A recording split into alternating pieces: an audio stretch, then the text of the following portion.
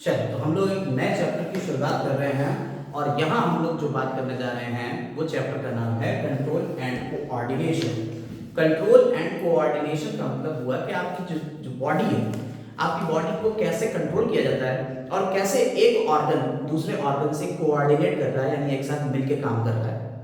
तो सबसे पहले मान लीजिए जैसे कि हम एक एग्जाम्पल दें आपको, आपका ग्लूकोज लेवल का एक एग्जाम्पल दे रहे हैं कि आपकी बॉडी के अंदर जब आप खाना खाते हो तो ग्लूकोज का लेवल जो है वो राइज करता है। जब आपकी बॉडी में ग्लूकोज का लेवल राइज करता है, जब आप खाना खाते हो, कार्बोहाइड्रेट ले रहे हो, तो डाइजेशन के बाद ग्लूकोज आपकी बॉडी में आ गया है, तो आप उस ग्लूकोज का होगा क्या, जब ज्यादा ग्लूकोज हो जाएगा तो कहीं डायबिटीज की कंडीशन आ जाए, हाइपरग्लाइसेमिया। तो उससे बचने के लिए क्या होता है, पैनक्रियास से एक हार्मोन निकलता है जिसका नाम है इंसुलिन। पैनक्रियास से एक हार्मोन निकल रहा है जिसका नाम क्या है, इंसुलिन। और इंसुलिन क्या करता है, इंसुलिन पहुंचता है लिवर के पास। कहां पहुंच रहा है, लिवर के पास पहुंच रहा है, और लिवर से कहता है कि इस ग्लूकोज को कन्वर्ट कर दो किसमें, ग्लाइकोजन। तो ग्लूकोज को किसमें कन्वर्ट कर लिया जाता है, एक्स्ट्रा ग्लूकोज को ग्लाइकोजन में कन्वर्ट कर लिया गया। और ये काम किसने किया, लिवर ने किया। किसने कहा, इंसुलिन ने कहा। निकला कहां से, पैनक्रियास से। पैनक्रियास यानी अग्न्याशय, और लिवर यानी यकृत, हिंदी में से यकृत बोलते हैं, और ये अग्न्याशय हो गया। तो पैनक्रियास और लिवर एक दूसरे से बात कर रहे हैं। भाई क्रिकेट की कन्वर्सेशन ही तो है कि यार मेरा एक काम कराओ कि ग्लूकोज को ग्लाइकोजन में कन्वर्ट कर दो, ताकि हमारी बॉडी जो है वो हाइपरग्लाइसेमिक कंडीशन में ना आए, डायबिटीज की कंडीशन में ना आए। तो इंसुलिन ने ये काम किया। तो insulin acts as a messenger. Insulin किसकी तरह एक्ट कर रहा है, मैसेंजर की तरह एक्ट कर रहा है कि भाई हमारे ये बात यहां से यहां तक पहुंचाने का काम कर रहा है इंसुलिन। ऐसे ही जब हमारी बॉडी में ग्लूकोज का लेवल कम हो जाता है तो पैनक्रियास कहता है ग्लूकागॉन से। ग्लूकागॉन एक हार्मोन है, उससे कहता है कि जाओ लिवर से कहो कि आप ग्लाइकोजन को वापस किसमें बदल दे, ग्लूकोज में बदल दे। तो ग्लूकागॉन क्या कर रहा है, लिवर से कह रहा है कि भाई आप ग्लाइकोजन जो है उसको ग्लूकोज में बदल दो। तो इस तरह से इन दोनों ऑर्गन के बीच में कोऑर्डिनेशन चल रहा है, एक दूसरे से मिल के चल रहा है। और ये कैसे हो रहा है, ये इस केमिकल के थ्रू ही तो हो पा रहा है। अगर ये केमिकल्स नहीं होते तो क्या कोऑर्डिनेशन होता, नहीं होता। तो चैप्टर का नाम इसलिए रखा गया है chemical control and coordination. Clear होगी बात, यानी चैप्टर के बारे में तो हम समझ गए कि इस चैप्टर में हम पढ़ेंगे उन केमिकल्स के बारे में जो कोऑर्डिनेशन में हेल्प कर रहे हैं, यानी बात कर रहे हैं। और वो केमिकल्स कौन है, उन केमिकल्स को हम कहते हैं हार्मोन्स। यानी हम ह्यूमन के अंदर जितने हार्मोन्स हैं उनकी बात करने जा रहे हैं इस चैप्टर में। क्लियर होगा, आइए तो हार्मोन की डेफिनेशन पढ़ लेते हैं। सबसे पहले hormones are non nutrient chemicals. Hormones क्या होते हैं, हार्मोन्स नॉन न्यूट्रिएंट केमिकल्स होते हैं, यानी कि ये न्यूट्रिशन नहीं देंगे, ये तुम्हें कोई खाने पीने में मजा नहीं देंगे। न्यूट्रिशन का मतलब क्या होता है, न्यूट्रिएंट्स वो होते हैं जो तुम्हारी बॉडी को बिल्डअप कर रहे हैं या कहीं रिपेयर का काम कर रहे हैं। उन सब में इसका कोई काम नहीं है, न्यूट्रिएंट नहीं है, ये नॉन न्यूट्रिएंट है। विच एक्ट एज, जो एक्ट कर रहे हैं कैसे, इंट्रासेलुलर या इंटरसेलुलर मैसेंजर। इंटरसेलुलर एक सेल से दूसरी सेल के बीच मैसेंजर का काम कर रहे हैं। उनको हम क्या कहते रहे हैं, उनको हम कह देते हैं हार्मोन्स। एंड आर प्रोड्यूस्ड, और वो प्रोड्यूस हो रहा है कैसे, इन ट्रेस अमाउंट, बहुत कम मात्रा में प्रोड्यूस हो रहा है, ट्रेस अमाउंट में। क्लियर। तो अगर इसकी फिर से डेफिनेशन की बात करी जाए, पूरी डेफिनेशन क्या बनी, hormones are non nutrient chemicals which act as intracellular intercellular messenger and are produced in trace amount. Clear हो गई बात।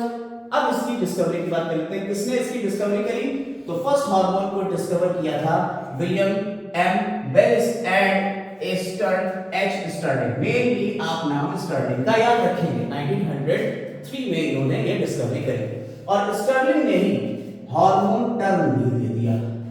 The term hormone is given by Starling. ठीक है, स्टर्लिंग जो है उन्होंने ये टर्म दिया, और ये ग्रीक वर्ड है हार्मोन। जिसका मतलब होता है आई एक्साइट और अरोज, कि मैं क्या करूंगा, मैं एक्साइट कर दूंगा या उकसा दूंगा, अरोज करा दूंगा चीजों को, यानी काम करने पे मजबूर कर दूंगा, एक तरीके के मैसेज है। क्लियर हुई बात, समझ में आ गया हार्मोन क्या है। तो पहली बात है हार्मोन कोई तुम्हारे खाने पीने की चीज नहीं, मजा नहीं देगी, और दूसरी बात है बहुत कम अमाउंट में निकलेंगे। अगर इस अमाउंट से ज्यादा या कम अमाउंट में हार्मोन निकलता है तो क्या हो जाएगा, आपकी बॉडी में कोई ना कोई डिफेक्ट आने लगेगा, कोई ना कोई परेशानी आने लगेगी। तो आइए देख लेते हैं कि हमें कितनी ऑर्गन्स के बारे में बात करना है जिनसे अलग अलग टाइप के हार्मोन्स निकलने वाले हैं। इस चैप्टर में हमें सबसे पहले हम आपको ऐसे ओवरव्यू दे दे रहे हैं, ओरली बता दे रहे हैं, फिर लिख के एक लिस्ट दे देंगे आपको कि इस लेवल पे हमें हार्मोन्स को पढ़ना है।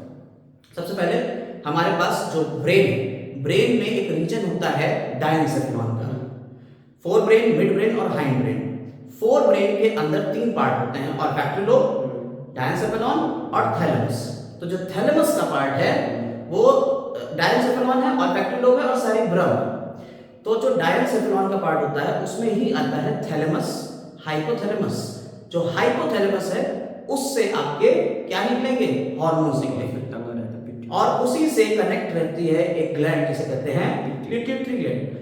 ब्रेन में ही पीछे की तरफ एक और ग्लैंड होती है जिसे हम कहते हैं पीनियल ग्लैंड। इसके बाद ब्रेन से जैसे ही नीचे की तरफ आएंगे आपके पास यहाँ थायराइड ग्लैंड, थायराइड में अंदर होती हैं दो छोटी छोटी और ग्लैंड, हाइपोथायराइड ग्लैंड, ठीक है।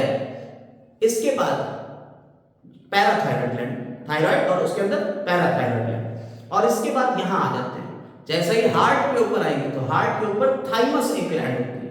उसके बाद नीचे की तरफ आएंगे एब्डोमिनल एरिया में, अभी हमने नाम लिखा है पैनक्रियास। तो पैनक्रियास भी एक ग्लैंड की तरह ही काम करेगा, अभी हम ग्लैंड के बारे में बता देते हैं। तो ग्लैंड की तरह काम करेगा ये कौन, पैनक्रियास। और पैनक्रियास के नीचे जब आएंगे तो आपको किडनीज मिलेंगी, और किडनीज के ऊपर दो एड्रिनल ग्लैंड मिलेंगी। उसके भी जब नीचे आएंगे किडनी के नीचे तो गोनैड्स मिलते हैं, गोनैड्स यानी टेस्टिस एंड ओवरी, उनमें भी वो भी एक्ट करते हैं एज अ ग्लैंड। इसके अलावा इंटेस्टाइन भी एक्ट करती है एज अ ग्लैंड। इसके अलावा किडनी भी एक्ट करती है एज अ ग्लैंड, किडनी से भी हार्मोन निकल रहा है, रेनिन। इंटेस्टाइन जो है उससे भी बहुत सारे गैस्ट्रिन, कॉलिसिस्टोकाइनिन, पैनक्रियोजाइनिन, इस तरीके से बहुत सारे हार्मोन आपके इंटेस्टाइन से निकल रहे हैं। स्टमक से भी हार्मोन निकलते हैं, ठीक है। तो ये पूरी बॉडी के अंदर आपके कहां-कहां से कौन-कौन से हार्मोन निकल रहे हैं और उनसे क्या-क्या काम करेंगे। पहले हम एक लिस्ट दे रहे हैं आपको ऑर्गन्स की, कि उन ऑर्गन्स से कौन-कौन से ऑर्गन से हार्मोन निकलेंगे। फिर एक-एक ऑर्गन के बारे में बात करते जाएंगे और उससे ये देखेंगे कि कौन-कौन से हार्मोन निकलते हैं। जैसे सबसे पहला आएगा हाइपोथैलेमस। तो आइए हम पहले एक लिस्ट दे देते हैं, उसके बारे में बात करेंगे। चलिए देखिए, अब यहाँ हमने कुछ जो है सबसे पहले हम एक बात कर लेते हैं कि ग्लैंड्स की बात कर लेते हैं कि कितने टाइप की ग्लैंड्स होती हैं, उसके बाद लिस्ट बना देंगे। देखिए एक्सोक्राइन ग्लैंड और एंडोक्राइन ग्लैंड, दो तरीके की पहले ग्लैंड होती हैं। एक्सोक्राइन ग्लैंड वो होती हैं जो अपना सिक्रीशन बाहर निकाली, एक्सो का मतलब होता है बाहर, यानी कि ग्लैंड ये है और ग्लैंड अपना सिक्रीशन किसी डक्ट के थ्रू यहाँ पे बाहर निकालेगी। जैसे आपकी सैलिवरी ग्लैंड यहाँ होती है और यहाँ से सलाइवा निकलती कहाँ है, माउथ में आती है। तो एग्जांपल क्या हो गया, सैलिवरी ग्लैंड हो गई या लीवर हो गई। ये कैसी होती है, ये डक्टेड होती है और इनका सिक्रीशन जो होता है, जो इनमें सिक्रीशन होगा, जो ये निकालेंगी वो क्या निकालेगी, एंजाइम। तो एक्सोक्राइन ग्लैंड क्या निकालती है, एंजाइम निकालती है। दूसरी आती है एंडोक्राइन ग्लैंड। एंडोक्राइन ग्लैंड कौन सी होती है, एंडोक्राइन ग्लैंड वो है जो अपना सिक्रीशन डायरेक्ट ब्लड की स्ट्रीम में निकालेगी, यानी ब्लड में ही निकालेगी। इनके पास कोई डक्ट नहीं है, ये ग्लैंड थी और इसके आसपास ब्लड वेसल्स जा रहे हैं, ये अपना सिक्रीशन सीधा ब्लड में देती है, कोई डक्ट वक्त नहीं। तो कैसी हो गई ये, डक्ट लेस। और इनके सिक्रीशन को क्या कहते हैं, हार्मोन। क्लियर हो गई बात। तो देखिए दो तरीके की ग्लैंड हो गई, एक ग्लैंड हो गई जिनमें डक्ट मिल रही है और एक ग्लैंड वो हो गई जिनमें डक्ट नहीं मिल रही है। जिनमें डक्ट मिल रही है वो डक्टेड ग्लैंड है और वो क्या निकाल रही है, वो एंजाइम्स निकाल रही है। जैसे एग्जांपल में आपकी सैलिवरी ग्लैंड हो गई, लिवर हो गया या और भी ग्लैंड्स आती हैं, ठीक। इसके अलावा एक ग्लैंड ऐसी होगी जो डक्टलेस है, जिसमें कोई डक्ट नहीं, ट्यूब नहीं, डक्ट मतलब ट्यूब नहीं, उन्हें क्या कहते हैं, वो निकालेंगे क्या, हार्मोन, और उन्हें कह देंगे एंडोक्राइन ग्लैंड। जैसे एग्जांपल में तुम्हारी जितनी भी अब हम लोग बात करेंगे वो सारी एंडोक्राइन ग्लैंड की ही बात करने वाले हैं, जैसे पैनक्रियास हो गया, हाइपोथैलेमस हो गया, अभी जो नाम लिए थे वो सारे ग्लैंड्स के सिक्रीशंस अगर सिर्फ और सिर्फ हार्मोन निकालेंगे, अगर gland which secrete only hormone, जो ग्लैंड सिर्फ और सिर्फ हार्मोन निकालेगी, ऐसी ग्लैंड क्या कहते हैं? Holocrine gland. जो सिर्फ हार्मोन निकालेगी उसे क्या कहेंगे? Holocrine gland. पूरी की पूरी एक ही काम कर रही है। जैसे एग्जांपल में बात करते हैं तो थायराइड, पैराथायराइड, एड्रिनल, पिट्यूटरी, ये सारी ग्लैंड जो हैं ये क्या कर रही है? सिर्फ हार्मोन निकालने का काम कर रही है, इसके अलावा इनका कोई काम नहीं। यानी ये सारी की सारी एक्सोक्राइन है और एक ही फंक्शन है इनका। तो ये कैसी हो गई? Holocrine gland. इसके अलावा कुछ ग्लैंड ऐसी होती हैं जो हार्मोन निकालने के साथ साथ कुछ और फंक्शन भी करती हैं, जैसे हमारे टेस्टिस हो गए, वो स्पर्म का फॉर्मेशन करेंगे। फीमेल्स में ओवरी हो गई, वो क्या करेंगी? वो ओवा का भी फॉर्मेशन करती है। तो इस तरह से कुछ और फंक्शन भी करेंगे और हार्मोन भी निकाल रही है। टेस्टिस से कौन सा निकलता है? टेस्टोस्टेरोन। ओवरी से कौन सा निकलता है? एस्ट्रोजन और प्रोजेस्टेरोन। तो जिनमें डुअल फंक्शन हो गए, यानी कि सिक्रीट कर रही है हार्मोन भी और कुछ अदर फंक्शन भी कर रही है, तो ऐसी ग्लैंड को कहते हैं हेटेरोक्राइन। यानी होलोक्राइन वो ग्लैंड जिनमें सिर्फ हार्मोन निकल रहा है, हेटेरोक्राइन ग्लैंड वो ग्लैंड जिसमें हार्मोन के साथ साथ कोई और काम भी हो रहा है। एग्जांपल में आ गया पैनक्रियास, टेस्टिस, ओवरीज, ये सब हेटेरोक्राइन ग्लैंड के हैं। इसके अलावा बात करें तो अगर हम स्टडी कर रहे हैं एंडोक्राइन ग्लैंड्स की और उनके हार्मोन्स जो वो सिक्रीट कर रहे हैं उसकी स्टडी को कहते हैं एंडोक्राइनोलॉजी। तो हम लोग असल में जो बात कर रहे हैं वो एंडोक्राइनोलॉजी की बात करने जा रहे हैं। और father of endocrinology Thomas Edison. Thomas Edison. तो father of endocrinology is called Thomas Edison. कौन है? थॉमस एडिसन है। उन्होंने करा क्या था? एडिसन ने डिस्कवर करी थी एक डिजीज जिसे कहते हैं एडिसन्स डिजीज, जो कैसे कॉज करती है? जो कमी से, किसकी कमी से होती है? Deficiency of एंडोस्टेरॉन। एंडोस्टेरॉन एक हार्मोन है जो एड्रिनल कॉर्टेक्स से निकलता है। एड्रिनल ग्लैंड है, उसके कॉर्टेक्स से निकलने वाला एंडोस्टेरॉन है। अगर उसमें कमी हो जाती है तो जो डिजीज होती है उसे कहते हैं एडिसन्स डिजीज। और इसकी डिस्कवरी किसने करी थी? थॉमस एडिसन ने। और वो कौन कहता है? Father of endocrinology. और इसके अलावा इन्होंने परनीशियस एनीमिया की भी डिस्कवरी करी, जो विटामिन B12 की कमी से होता है उसे कहते हैं परनीशियस एनीमिया। और चूंकि इन्हीं ने डिस्कवरी करी थी इसलिए इनके नाम पे इसका नाम दिया गया एडिसन्स एनीमिया। क्लियर हो गई बात? अब हम उस लिस्ट के ऊपर जा रहे हैं जिसमें हम ग्लैंड्स के बारे में बात करेंगे। तो यहां वाली सारी चीजें क्लियर हैं? ठीक, देखिए फिर यहां हमने आपके एक लिस्ट बनाई हुई है, इस लिस्ट को देखिए और इसको अभी के अभी याद करिए। सबसे पहले हाइपोथैलेमस आपका आ जाएगा, उसके बाद पिट्यूटरी ग्लैंड आ जाएगी, फिर पीनियल आ जाएगी, thyroid, parathyroid, thymus, pancreas, adrenal gland और फिर गोनैड्स। गोनैड्स में आपके मेल में टेस्टिस और फीमेल में ओवरी आ जाएगी। इसके अलावा हार्ट, किडनी और गैस्ट्रोइंटेस्टाइनल ट्रैक्ट, इससे भी हार्मोन्स निकलेंगे। यानी हार्ट केयर करने वाले हार्मोन कौन से होंगे? किडनी से कौन सा हार्मोन निकलेगा? और गैस्ट्रोइंटेस्टाइनल ट्रैक्ट का मतलब होता है जैसे गैस्ट्रिस यानी कि आपका स्टमक और इंटेस्टाइनल तो इंटेस्टाइन से निकलने वाले हार्मोन्स की बात करेंगे। तो फिर से एक बार देखते हैं, हाइपोथैलेमस, पिट्यूटरी, पीनियल, उसके बाद थायराइड, पैराथायराइड, इसके बाद thymus, pancreas, adrenal, gonads, heart, kidney और गैस्ट्रोइंटेस्टाइनल ट्रैक्ट। ठीक है, यहां तक आपको बात समझ में आ गई है। अब देखिए इनकी अलग अलग ओरिजिन होती है कि ये कहां से ओरिजिनेट होंगे। आपको पता है कि आप हैं ट्रिप्लोब्लास्टिक।